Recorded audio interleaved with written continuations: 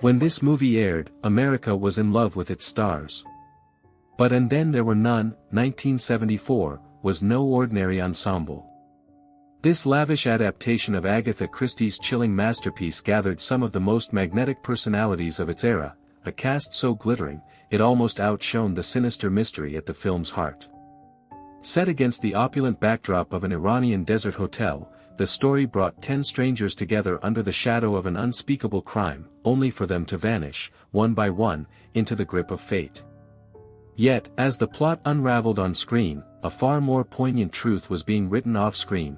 Many of these faces, so alive in the film, would later fade from the stage of life, leaving behind legacies as colorful, turbulent, and unforgettable as the movie itself. The film itself was a curious fusion of European elegance and British suspense, buoyed by the kind of star power producers dream of but rarely assemble. You had international music royalty rubbing shoulders with Oscar-winning storytellers, and faces familiar from the worlds of espionage thrillers, art-house dramas, and even broad comedies. They came together to breathe life into Christie's timeless tale, and in doing so, they left a permanent mark on the history of ensemble cinema. What's more, the production carried whispers of behind-the-scenes tension, actors from vastly different traditions and temperaments thrown together in the remote heat of the Iranian desert, navigating both the demands of the script and the complexities of working with one another. There's an unshakable fascination in looking back at this cast now. Charles Aznavour, the legendary French-Armenian singer who could break your heart with a single lyric, found himself playing a suspect in a murder mystery, his soulful eyes masking secrets. Oliver Reed, the notorious British Hellraiser, brought a raw, unpredictable energy both to his role and to the set. Rumors swirled of his off-camera antics. Richard Attenborough, already a revered figure in cinema, carried himself with quiet authority, yet even he was part of a film that balanced elegance with a streak of darkness. Herbert Lom, Gert Frobe, Stephen Audran, Adolfo Kelly, each brought with them decades of craft, moments of scandal, and stories no script could fully contain. And then, floating above the action like a ghostly puppet master, was the voice of Orson Welles, a genius whose life was as labyrinthine and tragic as any Christie plot. It is tempting to imagine them in that moment, 1974, caught forever in celluloid, laughing between takes, sweating under the sun, perhaps sizing one another up as much as their characters did in the story.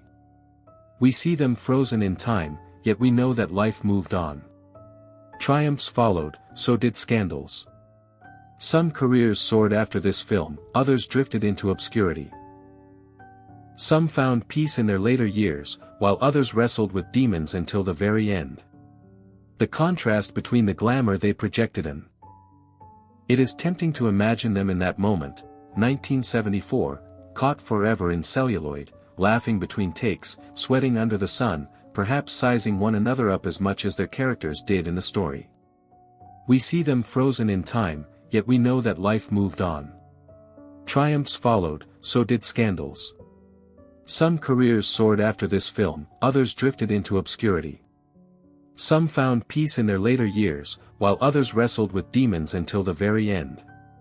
The contrast between the glamour they projected and the private struggles they endured is what makes their stories so gripping today.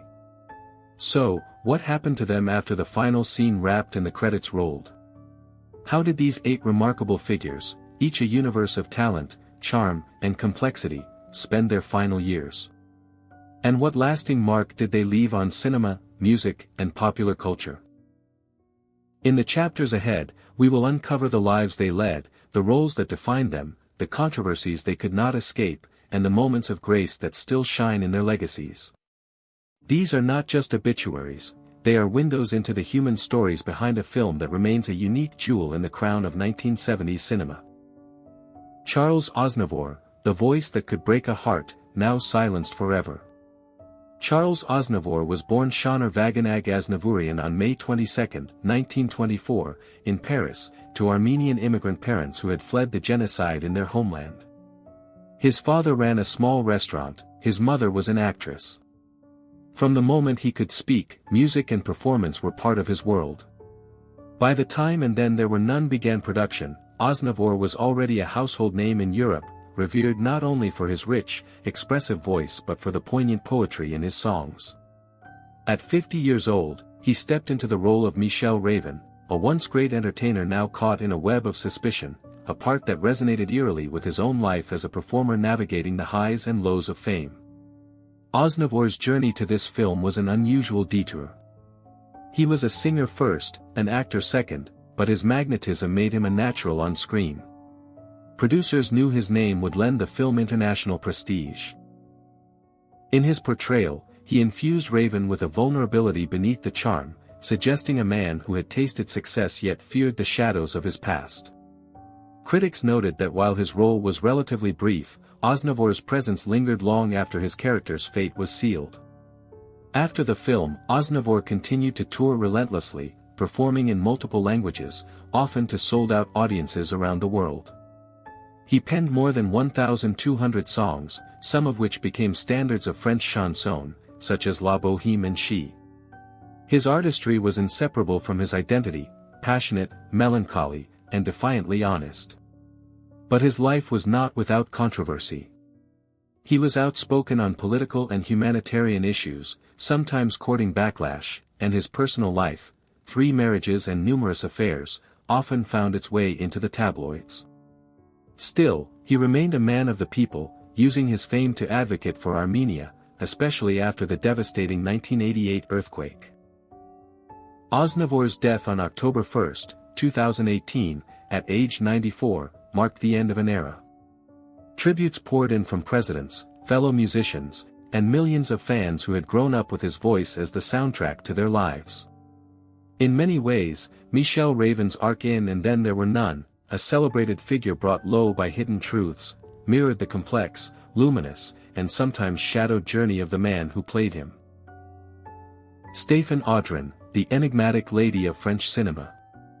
Stéphane Audran was born Colette Suzanne Dacheville on November 8, 1932, in Versailles, France. Raised in an environment far removed from the glamour of the screen, she discovered acting in her early 20s and quickly rose through the ranks of French cinema. By the time she appeared in And Then There Were None at the age of 41, Audran was already considered one of France's most sophisticated and alluring actresses, known for her cool elegance and an ability to convey emotional depth without ever raising her voice. Her path to this film was paved with prestige. She was closely associated with the work of her then-husband, acclaimed director Claude Chabrol, starring in several of his signature films such as Le Boucher and La Femme Infidèle. For Christie's murder mystery, she was cast as Ilona Morgan, an actress whose poise masks dangerous secrets. Audran played the role with a subtle undercurrent of menace and fragility, embodying a woman whose beauty and charm could just as easily be weapons as they could be shields. On set, her professionalism was noted by cast members, though whispers persisted about a certain distance she kept from the more boisterous personalities, perhaps a sign of her preference for quiet observation over loud camaraderie. Following the film, Audran continued to shine both in France and internationally. She appeared in Louis Buñuel's surreal masterpiece The Discreet Charm of the Bourgeoisie and later in Gabriel Axel's Oscar-winning Babette's Feast, which introduced her to a new generation of cinephiles. While she avoided the scandal-driven headlines that dogged some of her co-stars, her personal life was not without complexity. Her marriage to Chabrol ended in 1980, and she maintained a fiercely guarded private life thereafter, which only added to her mystique. Stéphane Audran passed away on March 27, 2018, at the age of 85, after a long illness. In France, her death was marked as the loss of one of the last great icons of a cinematic golden age. For audiences, Ilona Morgan remains a haunting reminder of Audran's gift, the ability to suggest entire worlds of passion, deceit, and longing in a single, measured glance. Gert Frobe, From Goldfinger to Christie's Island of Secrets. Karl Gerhard Frobe, known to the world as Gert Frobe, was born on February 25, 1913, in Saxony, Germany. Tall, broad, and unmistakably commanding, Frobe began his career not as an actor but as a violinist, performing in small orchestras before the lure of the stage proved irresistible. By the time he arrived on the set of And Then There Were None at the age of 61, he was already a household name, most famously as the menacing Auric Goldfinger in the 1964 James Bond classic. His face, round yet intimidating, had become a kind of cinematic shorthand for authority and danger.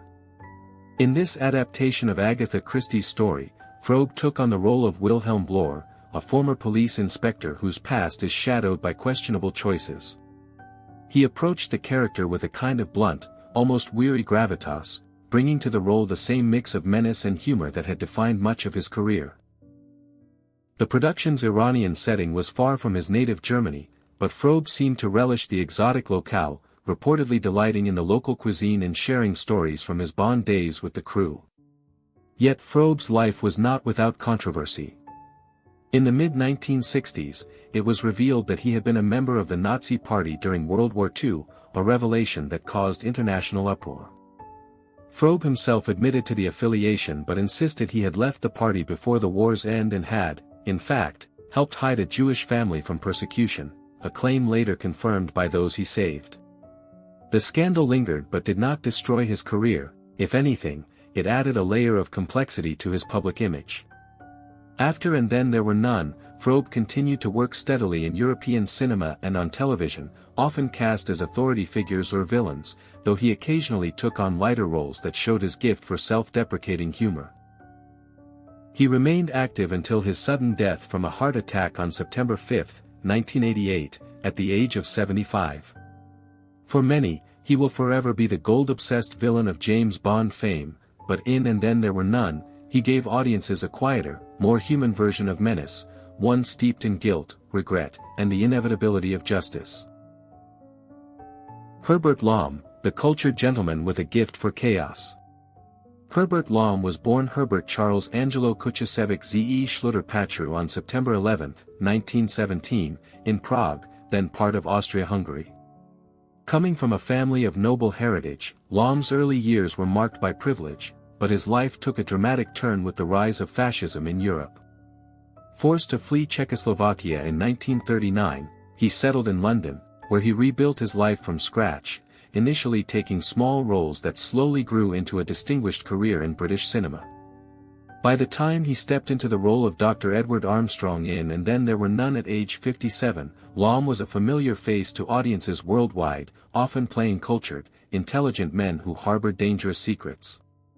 Dr. Armstrong in this Christie adaptation was a natural fit for Lom, a skilled doctor with a veneer of professionalism masking a guilty past. Lom brought a refined subtlety to the part, conveying both charm and the quiet dread of a man waiting for his sins to be exposed. On set, his calm demeanor contrasted sharply with the more boisterous personalities, making him something of a stabilizing presence among the cast. Still, there were murmurs of tension during production, not from Lom himself, but from the friction between cast members of very different temperaments and nationalities, which Lom, ever the diplomat, seemed to navigate with ease. Outside of this film, Lom's career was vast and varied. He was internationally beloved as the perpetually exasperated Chief Inspector Dreyfus in the Pink Panther series, a role that showcased his impeccable comedic timing. Yet he was equally adept in historical epics like Spartacus and thrillers such as The Lady Killers.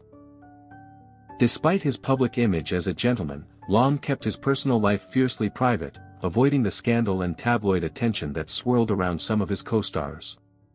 His reserved nature only deepened his mystique. Herbert Lom passed away peacefully in his sleep on September 27, 2012, at the age of 95. His death was met with tributes praising his ability to move seamlessly between comedy and drama, to command the screen without ever overplaying his hand. In And Then There Were None, Lom left audiences with a portrait of quiet desperation, a man undone not by loud confession, but by the slow, inescapable pull of justice.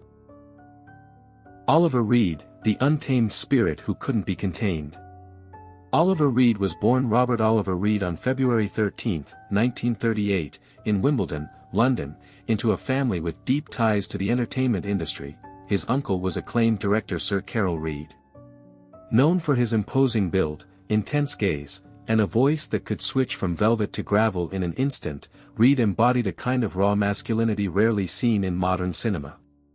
By the time he appeared in And Then There Were None at the age of 36, he was already notorious, not just for his powerful performances, but for his equally legendary off-screen exploits.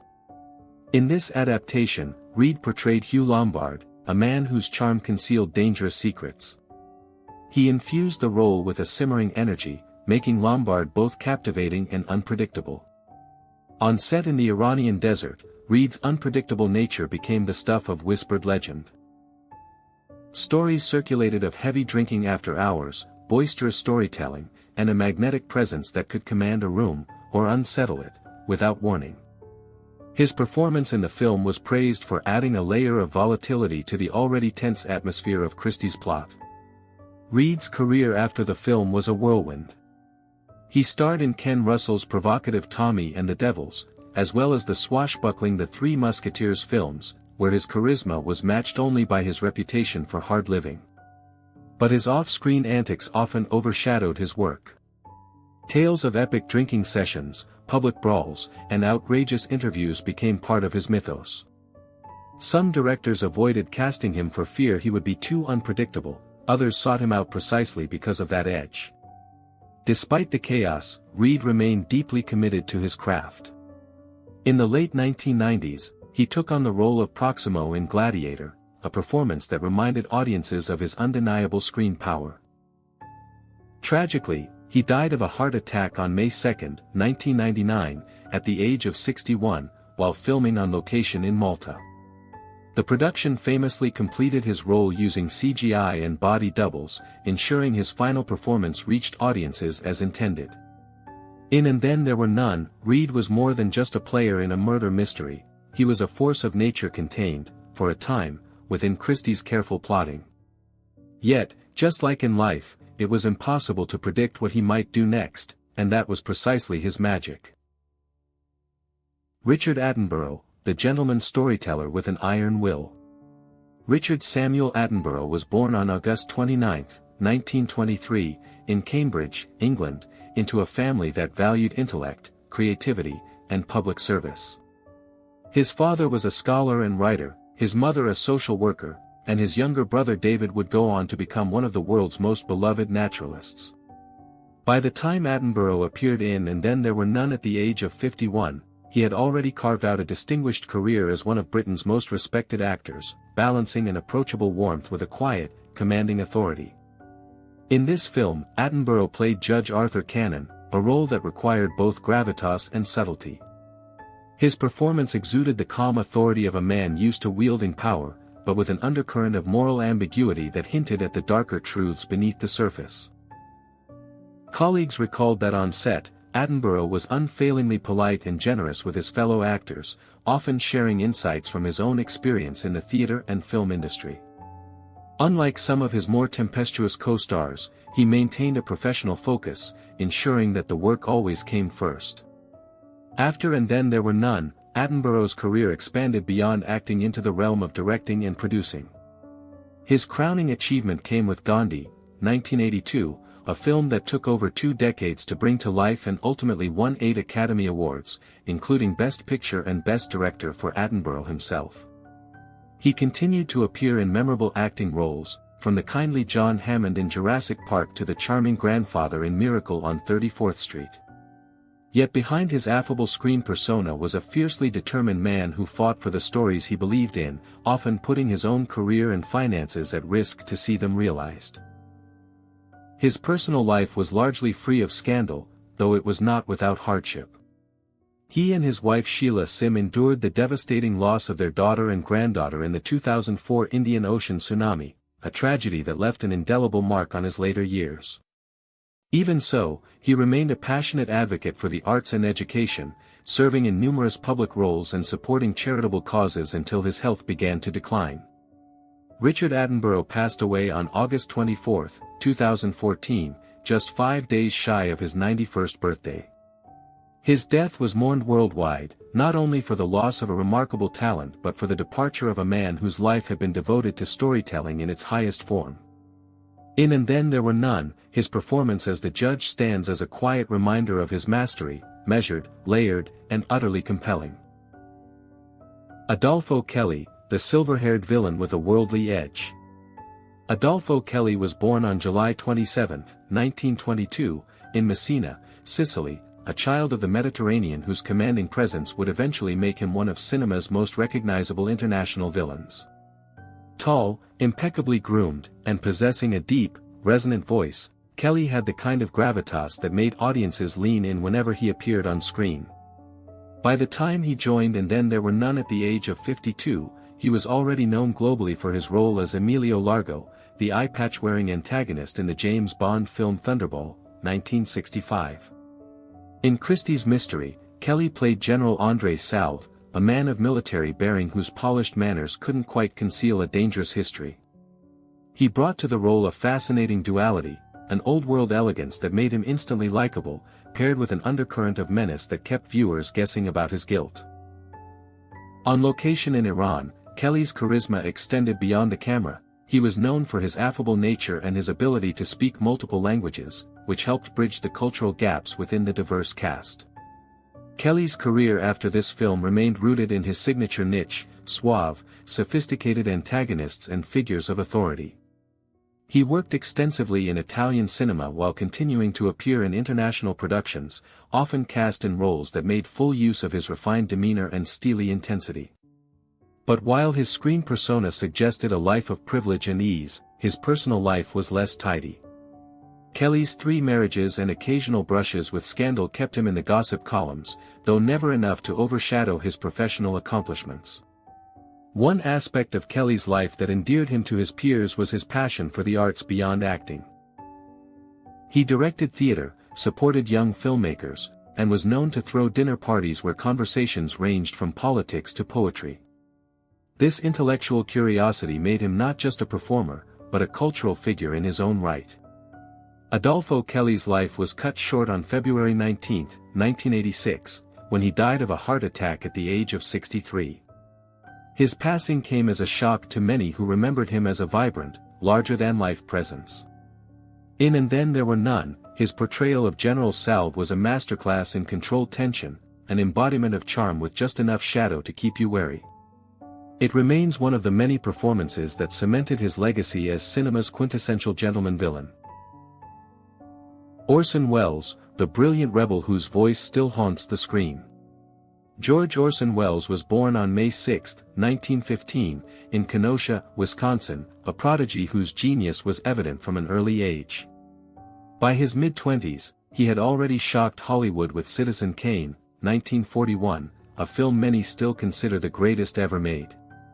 But with brilliance came a fierce independence that often clashed with studio politics, leading to a career marked by both towering successes and frustrating setbacks. By the time he contributed his voice to And Then There Were None in 1974, at the age of 59, Welles was both a legend and a cautionary tale in Hollywood. In this adaptation, Welles never appears on camera, but his unmistakable voice breathes life into the recorded messages that haunt the characters, an omnipresent accuser pulling the strings from afar. His delivery is chilling, rich with gravitas and subtle menace, perfectly setting the tone for the mystery that unfolds.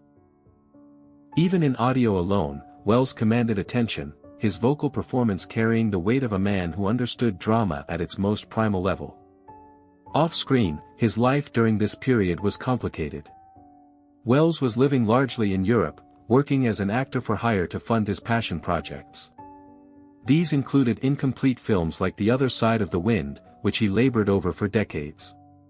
He was no stranger to controversy, whether it was his contentious relationship with Hollywood executives, his romantic entanglements, 3 marriages and numerous affairs, or his flamboyant public persona that alternated between self-mythologizing and self-deprecating wit.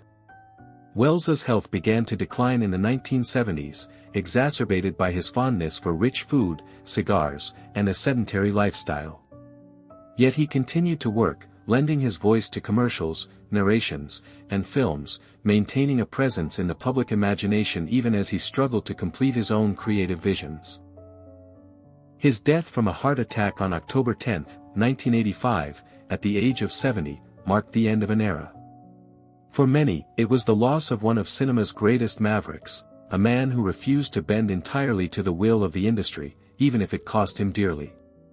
In And Then There Were None, Orson Welles managed to leave a lasting imprint without ever setting foot on screen, proving that his artistry was not limited to what the camera could capture. His voice, dripping with authority and mystery, remains one of the film's most unforgettable elements, a ghostly reminder that sometimes, the most powerful presence is the one you never see. When and Then There Were None premiered in 1974, it wasn't just another Agatha Christie adaptation, it was a collision of cultures, personalities, and cinematic legacies. Filmed far from the familiar streets of London or Paris, the Iranian desert setting gave the classic murder mystery a sun-baked tension, a sense of isolation that mirrored the eventual fates of the characters. Yet, decades later, what lingers most vividly is not merely the exotic location or the clever plotting, but the extraordinary ensemble of talent that brought it to life. The 8 actors we've revisited, Charles Aznavour, Stephen Audran, Gert Frobe, Herbert Lom, Oliver Reed, Richard Attenborough, Adolfo Kelly, and Orson Welles, were more than just names on a cast list. They were icons in their own right, each carrying a world of experience, artistry, and, in some cases, turbulence into their roles. Some, like Attenborough, embodied a dignified grace and left behind works that reshaped cinema. Others, like Reed, lived with a ferocity that burned bright but fast, leaving stories as wild as any fiction. Aznavour's music still drapes over the memory like a bittersweet melody, while Welles's disembodied voice lingers in the ear long after the final credits. Their careers after this film diverged wildly, some climbing to new heights, others fading into quieter chapters, and still others cut short unexpectedly. What unites them now is the immutable fact that they are gone, their final curtain calls already taken. But in And Then There Were None, they exist forever, frozen in a moment when their talents converged in a single, curious, and unforgettable cinematic experiment. The film remains a time capsule, capturing an era when international co-productions dared to gather the brightest from multiple continents, each bringing their own flair, accent, and history. Watching it today is to watch a dance between fiction and reality. Knowing the secrets the characters hide on screen, and now, knowing the triumphs and tragedies the actors lived off it. And so, as the final reel spins and the lights come up, we're left with the bittersweet truth: the mystery has long been solved, but the magic of this cast endures. Their voices, faces, and the lives they led continue to fascinate, an enduring testament to the idea that while death may end a life, it does not end a legacy.